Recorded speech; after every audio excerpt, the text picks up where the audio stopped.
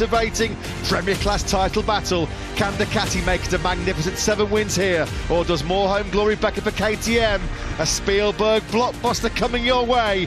It's time to race in MotoGP.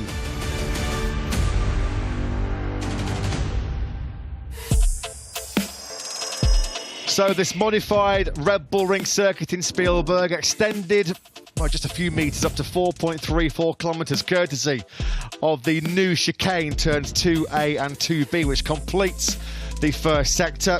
11 corners now around this 2.7 mile layout, 8 right, 3 of them left. The long lap penalty area at the first corner. There is the new chicane then in sector 1, overtaking hot spots into turn 3, turns 9 and turns 10. This was Jorge Martin on Fabio Quartararo last year on his way to victory for a Pramac Ducati.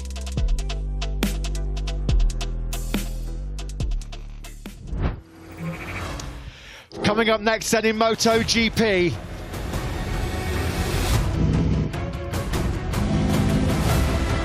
the beast looks to tame the Red Bull Ring as Enea Bastianini starts from pole position for the first time in 4 long years. It's been 14 years since a Ducati rider won 3 on the spin in MotoGP, but Pecco Bagnaia has his big chance to match that record today from second. Fabio Quartararo faces an uphill battle at the undulating Red Bull Ring, but the world champion looks in the mood to fight. The Ducati's from 5th. And Aleix Espargaro seeks to salvage a big points haul, with the Spaniard facing a tough recovery from 9th.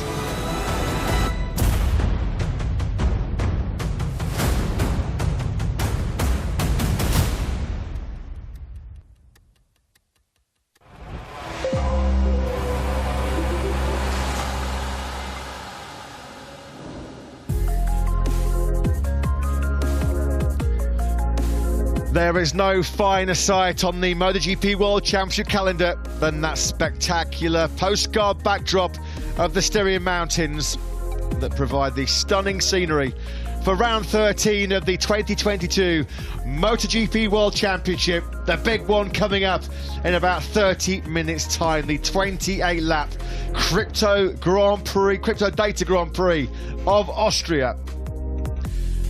Pecco Bagnaia starts from second place behind fellow Ducati rider Enea Bastianini as he goes in search of 3 successive wins to pile the pressure at the top of the World Championship on Fabio Quartararo and Aleix Espargaro. Thankfully at the moment, despite some very iffy weather forecasts for rain at some point on race day here today, it has stayed dry for Moto 3 and Moto 2. Are we going to get more flag-to-flag drama, just like we had here last year with that memorable victory for Brad Binder?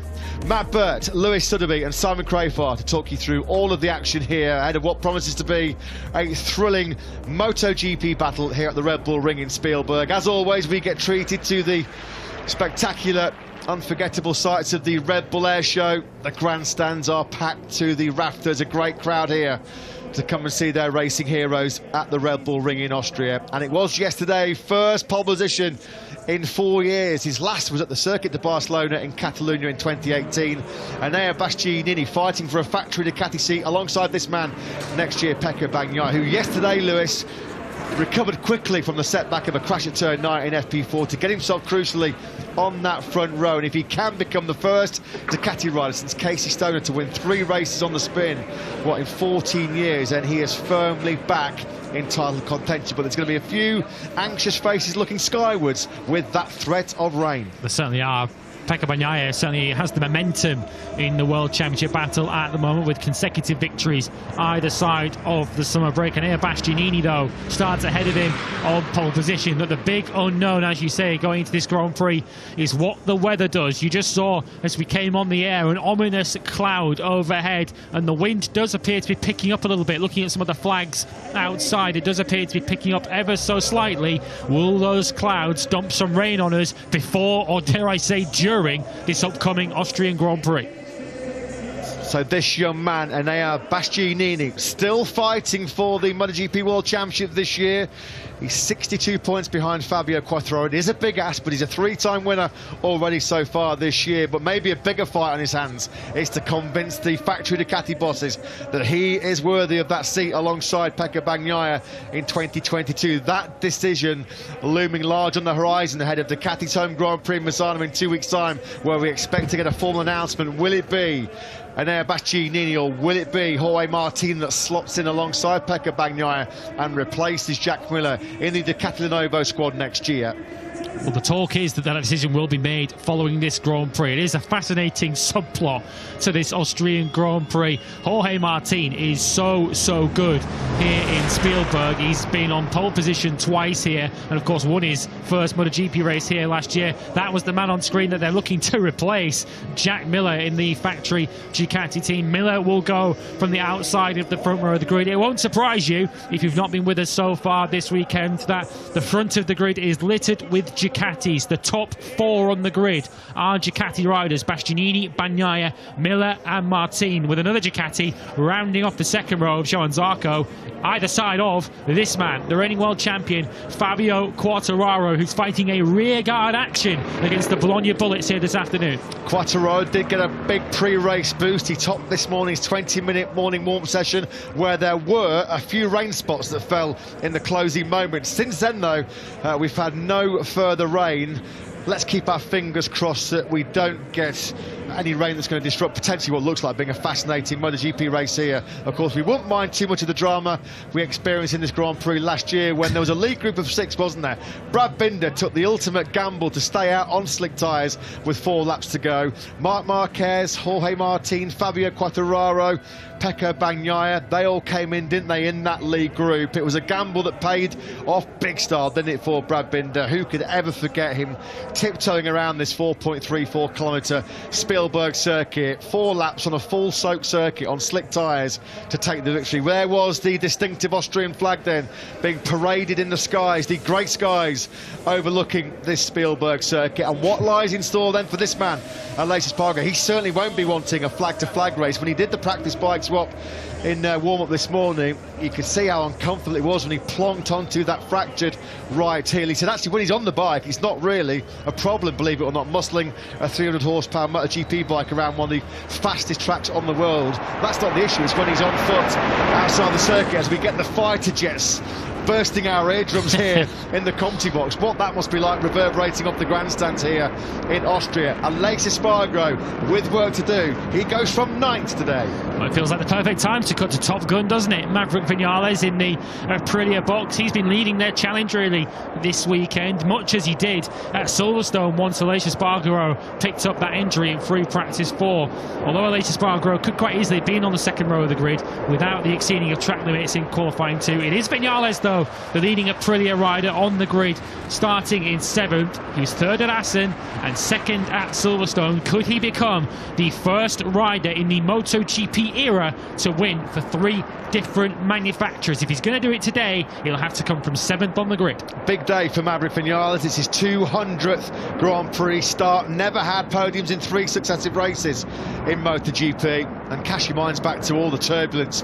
Well, we're getting an air show where it'll be a little bit turbulent up there, I'm sure, in the mountains. It's been a turbulent last couple of years here for the Top Gun Maverick Vinales in Austria. 2020, of course, the brake failure going into the first corner when he had to jump off that Yamaha at about 135 miles an hour, and then the big scare where somehow he and then teammate Valentino Rossi avoided the flying motorcycles of Johann Zarco and Franco Morbidelli. Talking about that scare, of course, 2 years ago in 2020, the Rider Safety Commission, they've been in discussions with circuit organisers, Dorna, the IRTA and the FOM about revisions to this Red Bull Ring circuit. We do have a new chicane. There's been little drama, we have to say, in the Moto3 and Moto2 races in 2A and 2B. It's been replaced, we're replacing that fast 6-gear sweep through turn 2. That is still there, but the riders in MotoGP for the first time in a race scenario about to tackle 2A and 2B. And everybody to a man yesterday was saying it could get a little bit sketchy, a little bit chaotic in those first laps. That's why Enea Bastianini, Pecco Bagnaia and Jack Miller were happy and also relieved to be on that front row for this 28-lap encounter. Well, it's been a weekend of big news, hasn't it, in the MotoGP paddock? We had the news on Friday that GasGas as a brand will be entering MotoGP in 2023, partnering with the Tech 3 squad, and Pol Espargaro joining them. And as you saw there on screen, on Saturday it was announced that sprint races are coming to MotoGP in 2023. Saturday afternoons will look a little bit different next season, with 2 races per weekend now in the Premier class of MotoGP, including a half-distance sprint race on the Saturday. We might have something resembling a sprint race here this afternoon if they have to suddenly swap bikes midway through the Grand Prix. But an exciting time ahead in MotoGP in the coming years. But an exciting Grand Prix still ahead of us here this afternoon. We just saw there on the walkway that separates the 2 main paddocks here in Austria, the Wall of Fame. Some of the most successful and lauded riders in Grand Prix history on the board there in the tunnel that links the 2 parts of this Red Bull Ring. We just saw there as well Valentino Rossi, the 9 times world champion, who called time in his illustrious career in this very Grand Prix here 1 year ago. Now then, let's just hope, for the spectacle's sake, we get all that slick tyre action in this Grand Prix coming up a little bit later on. A few riders were divided about the tyre choice for this 28-lap Grand Prix. Tyre wear has been a little bit more severe than previous Red Bull Ring races here in MotoGP. Of course, the addition of that chicane 2A and 2B, it does add another acceleration point, particularly up the hill going towards turn 3, and that just seems to be deteriorating the tyres a little bit quicker. We don't expect it to be a significant tyre management race like previous battles, but tyre wear will certainly be a factor, and this man, of course, comes into his own in that respect. Enea Bastianini, a little bit sceptical, wasn't he, when he was asked about the sprint races? He said, well, they're not going to really work in my favour, are they? Half-race distances, because he's normally so good on worn tyres in the second half of races. Quite clearly yesterday, Lewis, Pecco Bagnaia and Jack Miller were very, very wary of this man's potential if he's right in the mix in those sort of last 7 or 8 laps. Well, of course, he's only started from the front row of the grid in MotoGP once before, and that was, of course, when he won the opening Grand Prix in Qatar. There is the old turn 2, if you like, which we've used prior to this year, and the revised chicane turns 2A and 2B. From a Michelin point of view, the other concern potentially we had coming into this weekend is whether it was going to lead to any cold tyre crashes. Of course, they spend a lot of time in the second half of the lap on the right-hand side of the tyre, going into turns 9 and 10 at the end of the lap, and then turns 1 and 2A, which led to fears that perhaps 2B, the first left-hander of the lap, could see some cold tyre crashes. But we haven't really seen any evidence of that so far this weekend, and we didn't see the start line first lap chaos that we feared in the 2 races so far today. So Maverick Vinales, in many respects, one of the form horses in this MotoGP World Championship right now. Back-to-back podiums for him, both in Assen and Silverstone. The first time that's happened since we kicked off that COVID-19 delayed start in 2020. Some time information then has reached us here in the commentary box. Lewis, this is a provisional list, of course, released by Michelin. There can be some late changes, but what are the boys thinking in terms of front and rear tyre selection as they come on this sighting lap? Very interesting from the front tyres, a real variety. All 3 options are in play. The riders to go for the softer front tyre option, all that I could see on Ducatis: Miller, Bagnaia, Zarco, Martin, Di Giannantonio, Bastianini and Marini are on the softer front option. The medium option is being used by Bezzecchi. Both Repsol Hondas of Bradl and Pol Espargaro, both LCR Hondas of Nakagami and Alex Marquez, the Suzukis of Mir and Rins, and all 4 Yamahas. The harder front tyre is being run by all 3 Aprilias, there are 3 of them in the field this weekend, and the 4 KTMs. The rear tyre option, it's a 50-50 split pretty much between the soft and the rear. The Aprilias are all on the softer rear tyre, so too are the Hondas of Bradl and Nakagami. The Pramac Ducatis are on the softer rear tyre as well, so too the poleman Bastianini. The medium rear is being run by Marini and Di Giannantonio, Pol Espargaro, Binder, Oliveira, Fernandez and Garner on the KTMs, Rins and the Yamahas. So it is a real split on the rear tyre between the soft and the medium.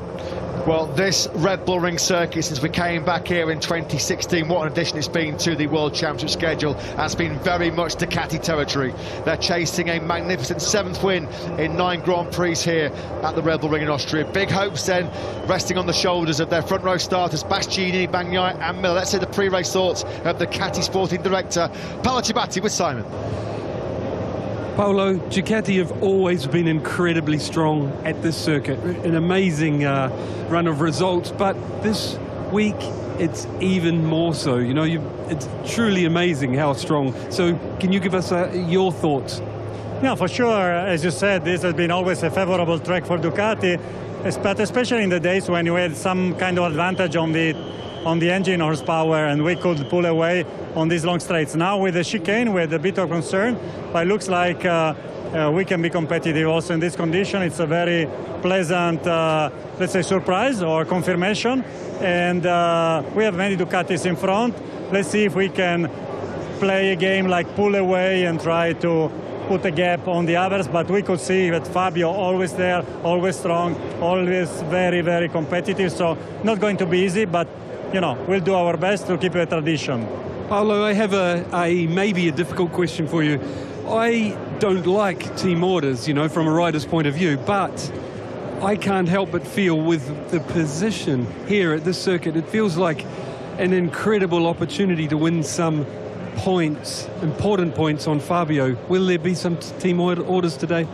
No, we don't like team orders. Also, you know that we have Bagnaia, Bastianini and Zarco who are still in the fight for the championship, the three of them. So the only thing, obviously, you're right, it's a good chance to, if we have a clever race, maybe there is an opportunity here to gain some point on Fabio, but we just told the riders, you know, it's the first corner and the chicane. Obviously, it's be careful among, especially with other Ducati riders, because we don't want that we take out, you know, a possibility to do good because of some extreme maneuvers. So that's the only thing we told the riders as usual. You know, just don't try any extreme pass if you're not sure, because that could be obviously causing something which is no good for Ducati. But everybody has a chance to do their own race. Everybody has a chance to win. Just avoid some crazy maneuvers between Ducati riders. That's the only thing we expect from our riders. Paolo, thank you very much for your time. Good luck. Thank you. Thanks, Simon. Thanks to Paolo Ciabatti. You just saw the grid lineup come through your screen a couple of moments ago. Just a confirmation to you as we look at the starting grid with just under 20 minutes to go to the start. The front row is Bastianini, Bagnaia and Miller, from Martin, Quartararo and Zarco. Viñales, Mir and Aleix Espargaro are together on row 3. Di Giannantonio, Rins and Binder are on row 4. Marini, Nakagami and Pol Espargaro on row 5. Morbidelli, Oliveira and Bradl on row 6. Dovizioso, Bezzecchi and Darren Binder on row 7. Remy Gardner, Ralph Fernandez and Lorenzo Savadori on row 8. And then sole rider on row 9 after a messy qualifying yesterday is Alex Marquez. You also saw confirmation on your screens of the tyre selections. A real mixed bag, but between each manufacturer there seems to be largely consensus, with the majority, with one or two exceptions, but of the Ducatis, the general consensus is they've gone for soft front and rear. The Yamahas have gone for the medium front and rear. The Aprilias have gone for hard front and soft rear. Well, let's head down to the grid once again to join Simon Crafar, who's got some motorsport royalty with him. Down to you, Simon. Yes, I've got Fernando Alonso with me. And Fernando, it's always great to have a legend from another sport visit our sport. I'm wondering, have you been watching MotoGP for long? Yeah, sure. I mean, all the Spanish people, we watch MotoGP from very young age. You know, it's super popular in Spain, and we follow, you know, our great champions, you know, from the past and also the current ones. And yeah, here I am enjoying so much. I'm still on holidays. Next week we come back, but yeah, supporting all the Spanish riders and in general everyone. Awesome. I saw you in the Aprilia garage yesterday, and I imagine you know Massimo Rivola from F1 when he was there. It's been amazing what he's brought to this paddock, especially to that garage. Can you tell us your connection with him? Yeah, Massimo for me is like a brother. We know each other for a very long time. We started together in Minardi back in 2001. So it's 21 years that we worked together in motorsport. And yeah, as you said, it's unbelievable what Aprilia did in the last year and a half. And we are all very proud of Massimo and very proud of Aprilia. Last question, if you've got time, is I'm curious what you think of the new sprint races planned for next year? I think it's a great idea. I think it will bring some action already on Saturday. So we will be all in front of the TV already on Saturday, not only on Sunday. And it doesn't mix maybe the results on Sunday in terms of a starting position. So I think the riders will be able to risk a little bit more, knowing that they will not compromise the position for Sunday. So it's a great idea, and everything that Carmelo do or MotoGP does is always an inspiration for other categories. I think this one is going to be another one of those. Fernando, thank you for your time. Thank you. Thanks, Simon. Great to hear from double Formula One world champion Fernando Alonso. You could tell there how passionate and how much he loves MotoGP. Great to see him here, pledging his allegiance. No great surprise with his connection to Massimo Rivola, to the factory Aprilia team. Of course, the current Alpine Formula One driver onto Aston Martin next year. There he is then, now having a little chat with Carmelo Espeleta, who I'd imagine the Dorna CEO, who's instigated all these major changes with the sprint race coming next year. He normally dons the old lederhosen, doesn't he, for this part of the world? I just wonder whether he's decided to go bold and embrace the local culture again.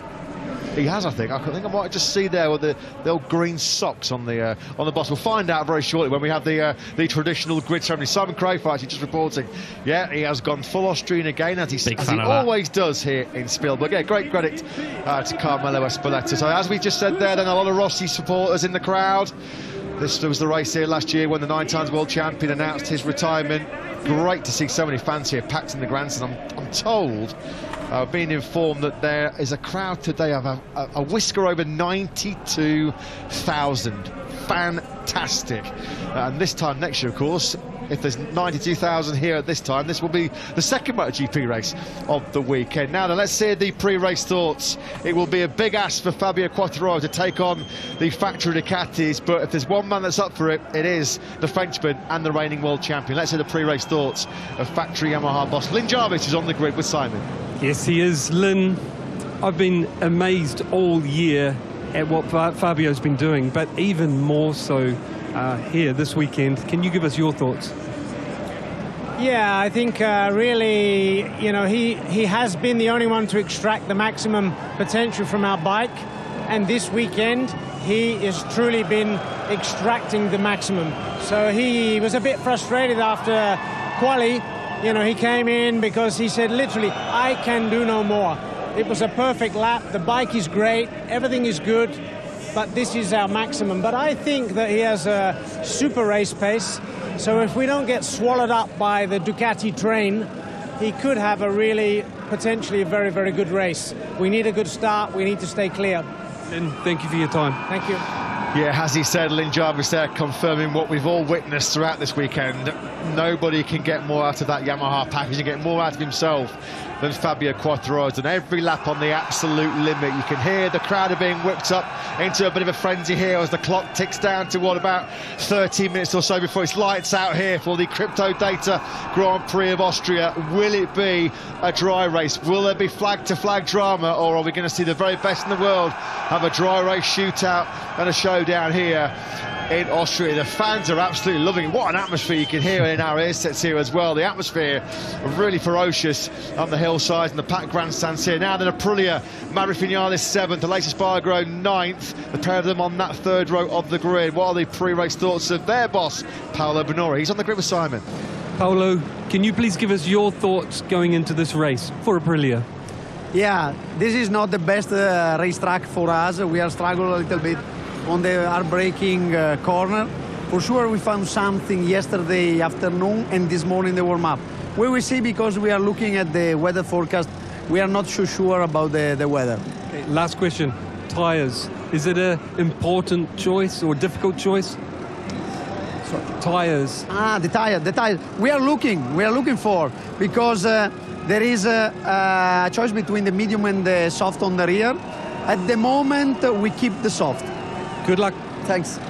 Yeah, thanks, Simon. Thanks to Aprilia's Paolo Bonora. Consistency so key in winning world championships. Well, there's only one man that scored points in every Grand Prix now in 2022, and that's Aleix Espargaro on the factory Aprilia. There you can see the Austrian flag being made up of tens of thousands of red and white flags here in the grandstand. It's always a special atmosphere here. The Red Bull Ring put on such a spectacular show. We came here twice in that pandemic-affected 2020. We were back here for another classic doubleheader in 2021. There's always drama here, isn't there, in Spielberg? We think about the Marc Marquez, Andrea Dovizioso last quarter showdowns. I'm quite envious, actually, of all those fans. Let me soaking up the atmosphere, guzzling away on some of the beers as well. They're having a right ball, aren't they, in the grandstands here? Some of them have been on the beers since 8 o'clock this morning, so you can understand why they're in such a frenzy come 1:50 p.m. in the afternoon. But they really are creating a spectacular atmosphere, and what a Grand Prix they have in store for them. Where will the Suzukis feature in the battle for the victory? Joan Mir starts 8th on the grid. He goes very well around here. And Alex Rins 11th. Let's get the pre-race thoughts of Livio Suppo, who's with Simon. Livio, looking forward to hearing your thoughts. Joan Mir has always been very impressive here, really strong. I know I've been watching him for years. He's an unbelievable breaker, which you need here. Do you think either of your boys can force their way into that group at the front? Well, it's difficult to predict. Of course, we know Ducatis here are very, very strong, and there's many in front. But they both have a good pace. I think it depends a lot on the weather. If some drops will come, then we can change everything. So hopefully it will be a good race to watch for the fans. Thank you. Thank you. Yeah, that's what we certainly hope for. A great race for the fans. There is the Austrian national flag, the Styrian flag there being paraded by the helicopters, and very, very shortly we will pause here ahead of the Crypto Data Grand Prix of Austria for the Austrian national anthem.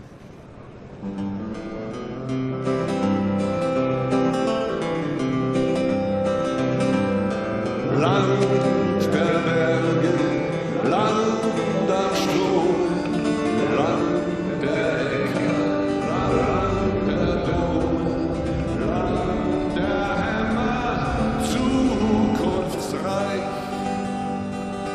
Heimat großer Töchter und Söhne, Volk begnadet für das Schöne. Viel gerühmtes Österreich, viel gerühmtes Österreich.